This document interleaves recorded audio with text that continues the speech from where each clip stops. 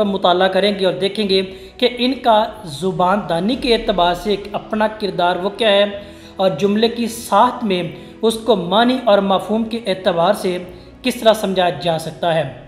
हमारे मौजू के बुनियादी तौर पे आज दो किस्में हैं, लुग़वी और तफ़ाइली मारफीम के एतबार से। हम इनको एक एक करके जानेंगे कि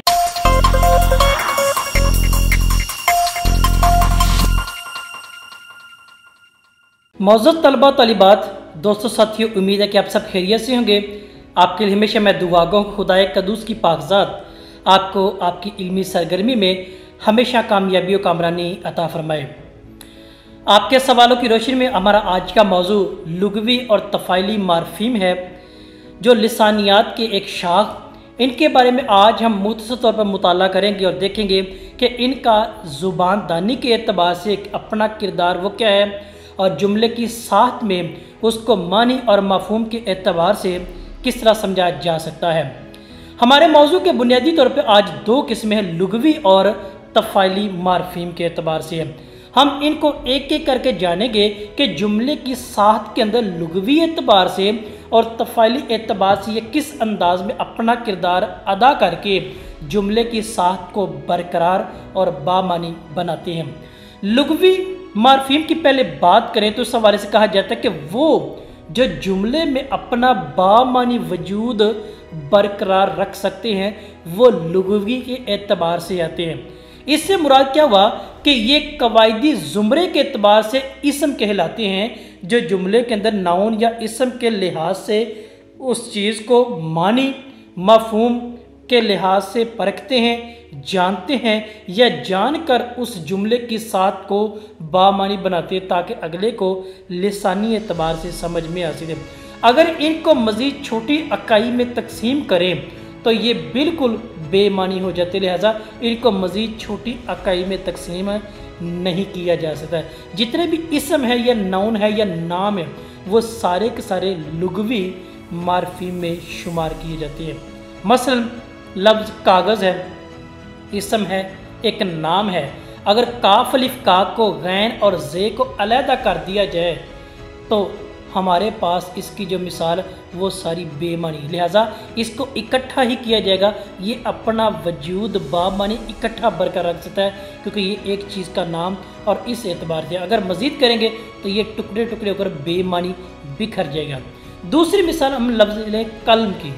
ये काफ, लाम और मीम, इन दोनों को दो हिस्सों में तकसीम कर दे तो ये बेमानी हो जाएगा। लिहाजा ये अपना वजूद जो बरकरार ये इकट्ठा रख सकता है। ये जो काफ, लाम और मीम, ये जो तीनों हरूफ तहजी मिलकर एक इसम ये नाउन का वजूद बरकरार रखते हैं, जो लुग़वी एतबार से कह सकते हैं।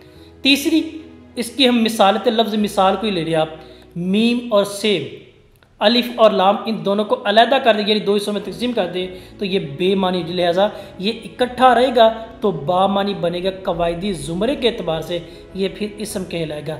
फिर आखिरी मिसाल किताब की ले ले, यानी काफ और ते, अलिफ और बे, इन दो इकट्ठा अलहदा अलहदा कर दे, दो हिस्सों में तकसीम कर दे तो ये क्या है, बेमानी करार पाएगा। लिहाजा ये इकट्ठा रहेगा तो बामानी इसम कहलाएगा। लिहाजा इनको हम मजमूई तौर पर लुग़वी मारफीम कहेंगे। लुग़वी मारफीम को मज़ीद छोटी इकाई में तकसीम नहीं किया जा सकता। अब दूसरी हमारे सामने आ गई मौजू के एतबार से, वो तफ़ाइली मारफीम है, यानी वो आज़ाद मारफीम जो मानी के लिहाज से अलग वजूद नहीं रखते, सिर्फ फ़िक्रे में अपना किरदार अदा करते हैं। हमने मुताबिकत के एतबार से का, की, को और से का इस्तेमाल किया था, लिहाजा ये जितने भी हैं ना ये फ़िक्रे की साहत के अंदर अपना किरदार अदा करते हैं, वरना अलहदा ये कुछ भी नहीं है। यानी ने को, से को, का, इस तरह के जितने भी अल्फाज हैं ये अलहदा अपना मफहूम मतलब बरकरार नहीं रखते, बल्कि जुमले की साहत के अंदर एक अपना वजूद लेते हैं। लिहाजा इनको हम तफ़ाइली मारफीम कहेंगे।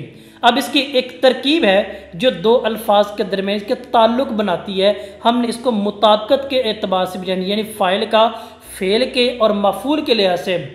तो ये वो चीज़ हमारे सामने आ गई, इनको हम लिसानी एतबार से तफ़ाइली मारफीम कहेंगे।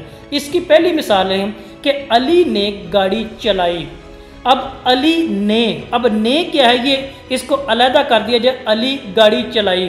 अब ये जो अलहदा कर दिया गया है तो ये बेमानी है, तो लिहाजा ने इसके साथ आ गया तो ये बामानी बन गया। फ़िक्रे की साथ जुमले की बनावट और बामानी बनाने में ने के अली के एतबार से अपना किरदार अदा किया है। दूसरी मिसाल लें, अहमद को ज़िंदगी से प्यार है।